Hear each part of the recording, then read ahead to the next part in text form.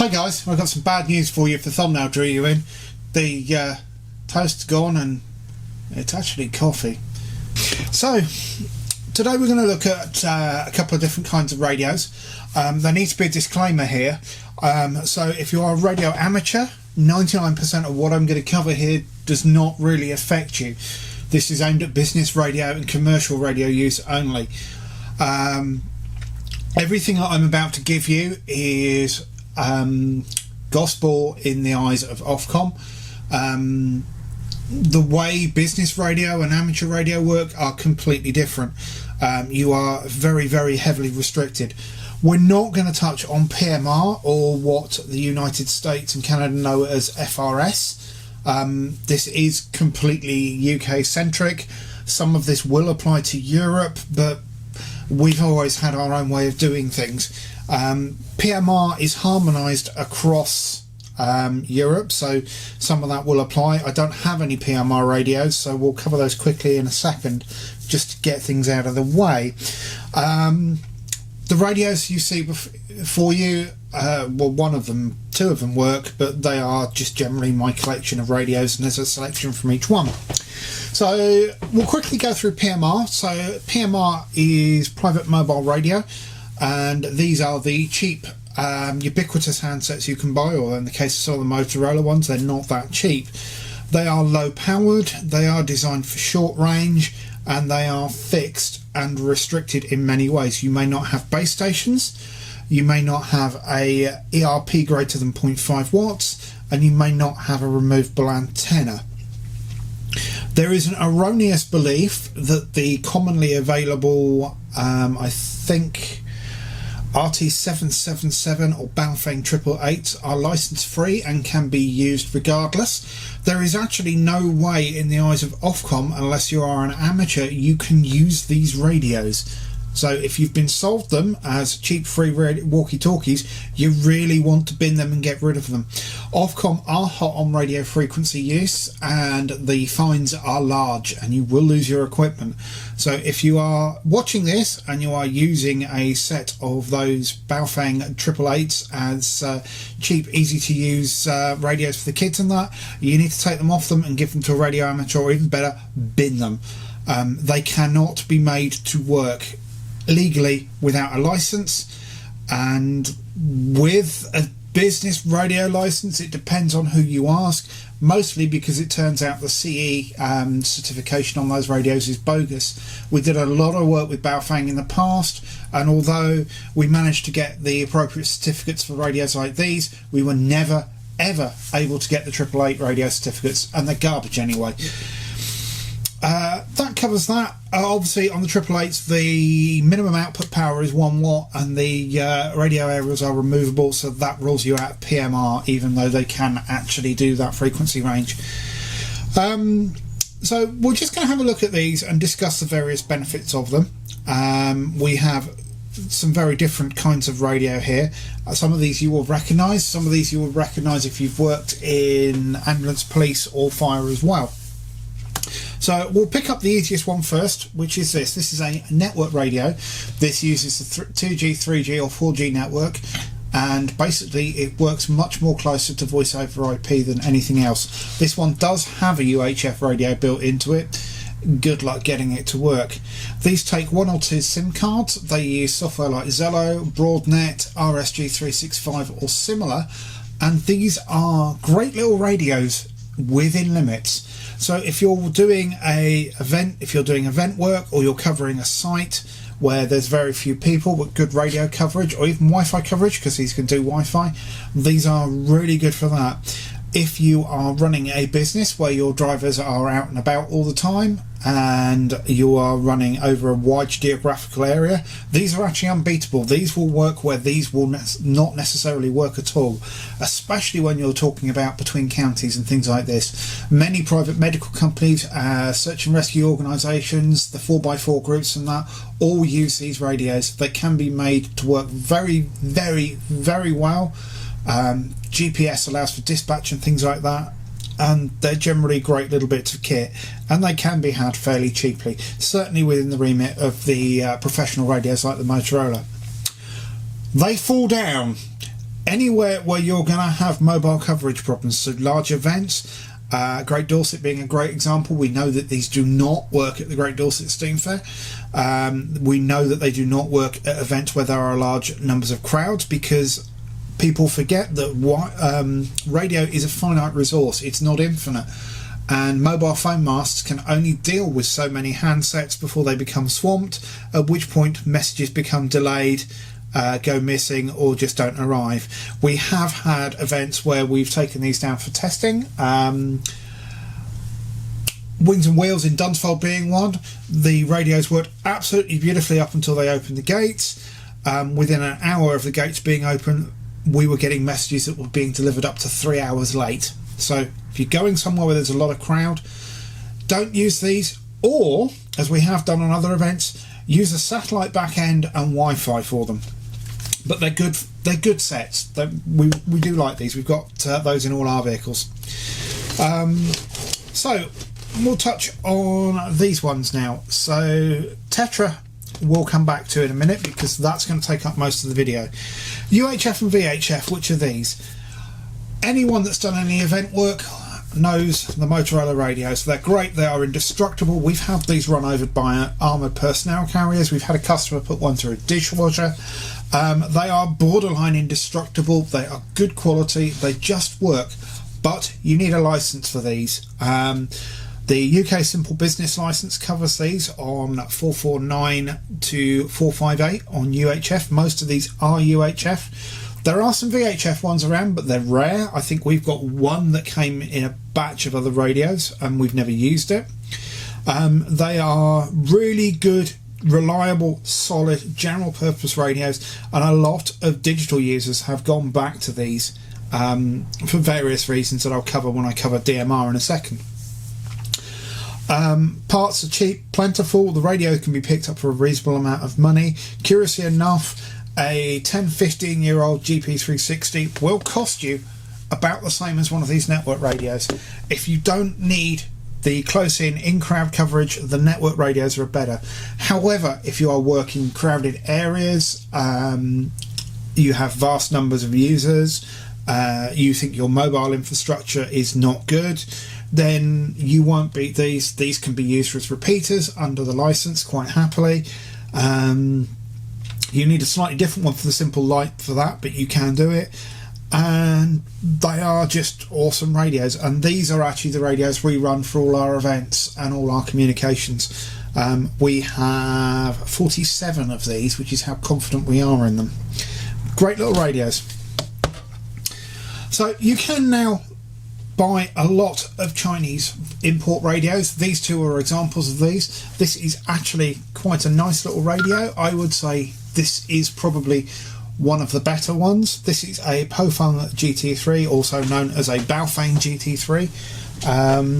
These are generally good all-round little radios. They can be switched to a channel mode, which is what's required by the UK Business License, that they only operate in channel mode, and that can be locked off. All the annoying voices and everything can be turned off, and these can be turned into good, usable business radios. Performance-wise, they will work in conjunction with the Motorola's and that. These are dual bands, so this will do VHF and UHF, and they do cover quite wide chunks of the band. So this one is actually normally used by me on the boat, so it has our frequencies and it also has the marine frequencies in, and it's a good little radio. The performance is not on a par with the Motorola. The CTCSS can be a little bit odd, so our repeater occasionally freaks out over these, but it's a good size. The battery lasts, they're fairly rugged. They're not a patch on the Motorola's in terms of ruggedness, but you're looking at a radio that new is about £30 rather than the Motorola, which new where you were looking about £300 to £400. I like this. These are nice radios. Beware of the ones that allow you to put it into programmable frequency mode from the keypad, because technically, if you can do that, you can't use it on a Simple Light license. But yeah, they are a good alternative. The only thing to watch with these is the chargers are normally junk and certainly not safe. Similarly, This is the DMR version of this. This is a digital radio. I'm personally still in two minds about DMR as to whether it's a good solution. Generally, the performance on DMR we have found to be significantly below the performance of analog. A lot of that is probably down to the fact that many of the providers that hire DMR radios hide the number of channels by using different digital multiplex and different digital tones on single channels. So you may get a radio that's set up with 16 channels, but it's actually only using 3 frequencies. And on a number of events, including a couple of large marathons, we had situations where, again, bandwidth is not infinite. It is finite, and if you have several different channels pretending to be several different virtual channels on one physical channel, you are going to run out of transmission time, and on that case it led to issues with the medical team being able to get to where they were needed, because no one could call each other, because there were about 6 or 7 different organisations on one event on one frequency. DMR suffers when the signal tails off, and whereas you'll get a noisy signal on an analog, you'll get a corrupt and potentially unreasonable signal on DMR. The worse the signal gets, the more you'll get towards the wasp in a baked bean tin syndrome. This Baofeng radio was one we were given for evaluation by Baofeng, and I'll be completely honest, this was junk as well. We were sent 2, one failed within a day. There are some notable build quality issues, and the general performance of this radio was not even close to what we'd expect. It wasn't even close to the GT5. So this ended up in our junk bin. Right, Tetra. So, Tetra. These are the bane of my life, these radios. We do a lot of work with private medical providers, and for some reason people like these radios. There is no way you should be even thinking about using these. So these are available in a number of bands. There are only 2 bands that you can potentially use, and again, why would you want to? They are often sold, this type and the much newer ones, as being pre-programmed with license-free back-to-back channels. There are no frequencies that these radios can use that there are free back-to-back channels. There are 2 bands supported by these radios that can technically be used underneath a simple light license. Anything else you should not be using. There is no way to use them, and Ofcom know about these radios being sold on the second-hand market, and they're seen as a soft target for them. They will look for people using these radios when they shouldn't be. They can be reprogrammed and reused if they are stolen, and obviously radios do get stolen from the force, but again, you'll be using them in an area where you really shouldn't be. In the back of these radios, they are unlike anything else, and these are all the same. So we will take the back off because there's something else we want to look at in here. Most of them will support a device called a TEA, which looks very much like a SIM and sits in here. You should not have a radio with a TEA. If you have a radio with a TEA installed, it is very likely that the radio is not only stolen, but is broadcasting its whereabouts to the original owner. Remember, most of these contain GPS receivers, and they will talk back. Ones that have been stolen will often be prevented and locked out from transmitting, but the owner will know where they are. Don't take the chance. On the back of most of these will be a model number, such as that one there, if I can get it to zoom in on it. In that model number will be 2 digits. You can see there on this one it is TZ. That identifies the band that this radio works in. So we have 2 bands that we can use.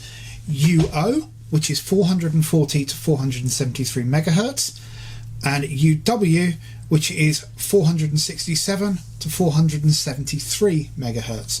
It might actually be 407, actually, that might be my writing. In theory, those 2 you can use, and you can, in theory, reprogram these to work in other bands.